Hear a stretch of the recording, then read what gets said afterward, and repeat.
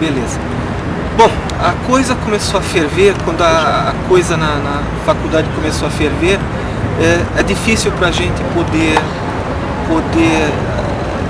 se entrosar com o que estava acontecendo, por causa que a gente estava muito preso nas matérias, muito preso nosso dia a dia de estudante. Então, para dividir a nossa cabeça, para acompanhar o que estava acontecendo no mundo político, na sociedade e na matéria, era complicado.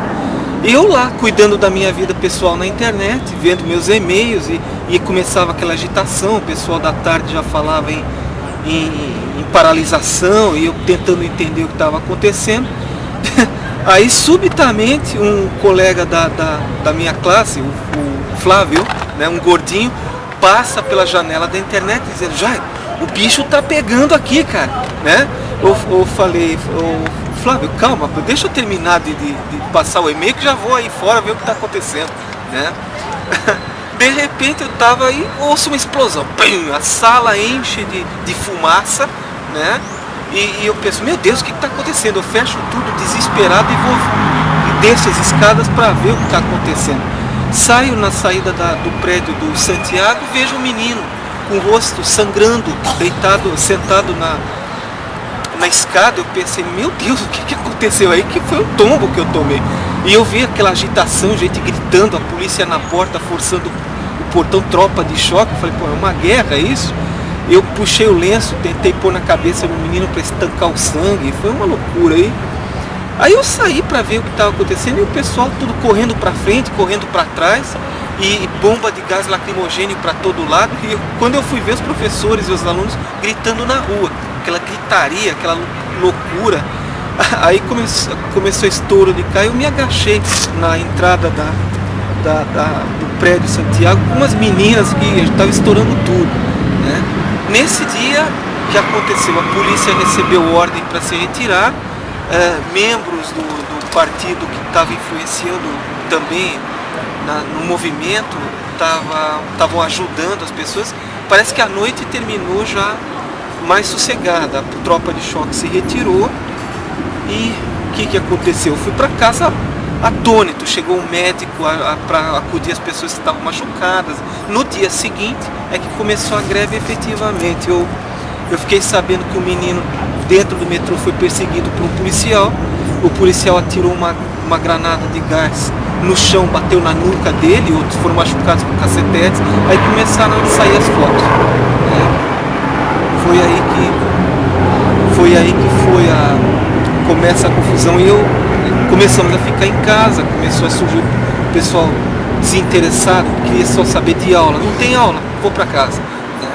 E eu tentando colaborar à medida que fosse possível, vindo aqui quase todo dia sem necessidade, conversando com o Henrique, conversando com a turma que estava envolvido com a greve. E já chegava aquele momento de estresse, gritaria, e o pessoal do centro acadêmico, participava do centro acadêmico para ajudar. Na época eu estava desempregado. Como eu queria me dedicar só aos estudos, eles me pagavam um lanche, me pagavam alguma coisa, e eu ia fazendo, conciliando a minha vida acadêmica com a minha vida pessoal. Aí começou a epopeia. Na greve, como membro do CA e como estudante, eu procurava colaborar com os alunos. Tudo que eu perguntava, em questão de dinheiro, o que precisar me fala, que eu tenho economias, correr atrás de coisas, informações, vai avisando o que eu preciso, é que eu tento colaborar. Eu só não envolvi meu nome assinando documento ou esse tipo de coisa, mas fora isso, o que eu pude ajudar, colaborar e conciliar foi o possível. E eu até às vezes me exaltava nos corredores, porque eu discutia com professores, eu procurava ver quem era a favor, quem era contra, qual a posição das pessoas, e tentar esclarecer, porque minha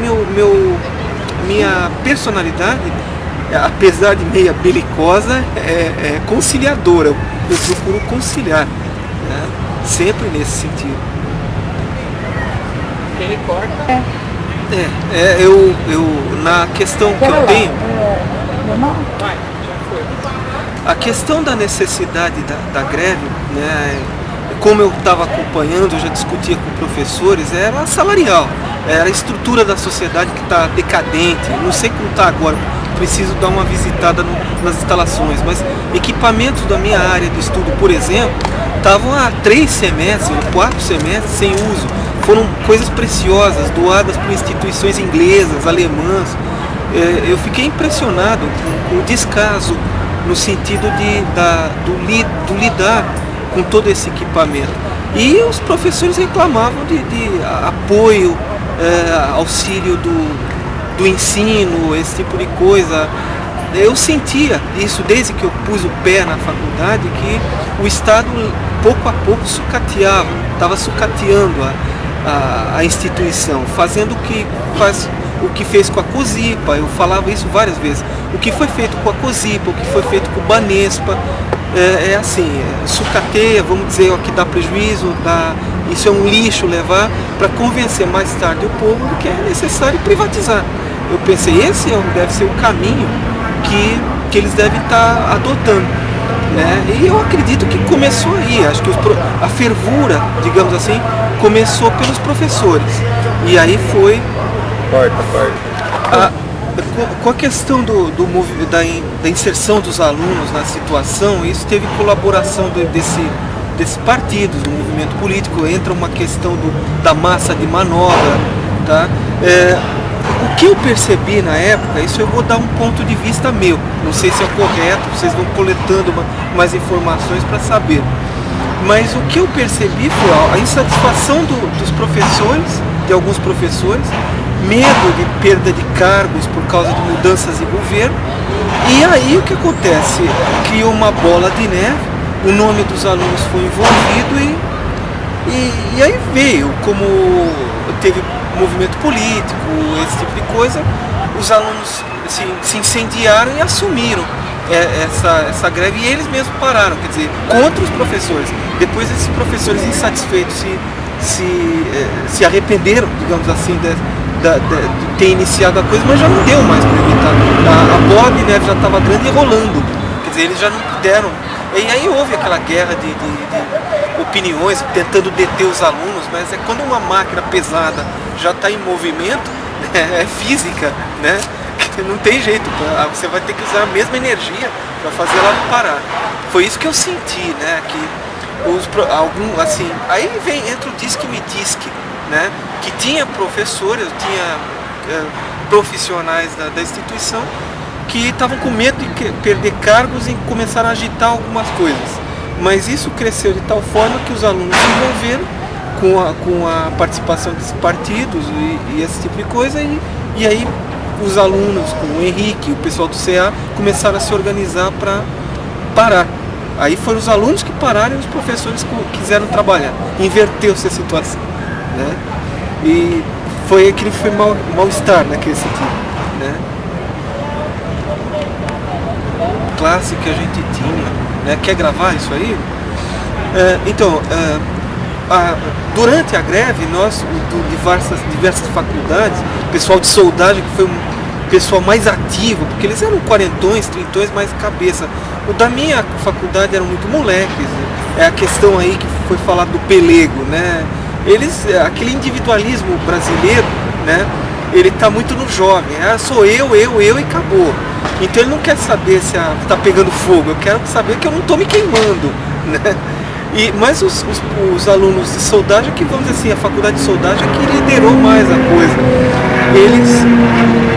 A gente se reunia nas salas de aula, ia discutir, tomava deliberações, e sempre de boca a boca, assim, mas sempre observando os alunos de soldagem, alguns da minha turma mesmo, que lideravam as opiniões, começavam a levar opiniões uns para os outros. Era assim que a gente se organizava.